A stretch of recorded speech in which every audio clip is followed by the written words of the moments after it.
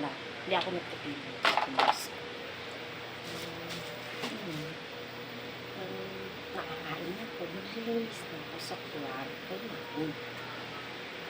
Ang kwarto namin. Charot!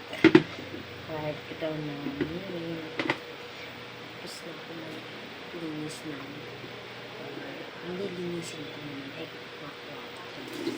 Kasi, kailangan bago pag alas 4 dapat tapos na ako lahat ng gawa ko kasi uuwi ako maaga kasi walang masakyan. Ang hirap ng sakayan dito, diba kanina nga naghaba-haba ng 3 jeep bago ko nakasakay. Yung bihirang-bihira yung sakayan dito, guys. Magkakitay mo ako dyan, wait lang, wait mo lang ako mga guys.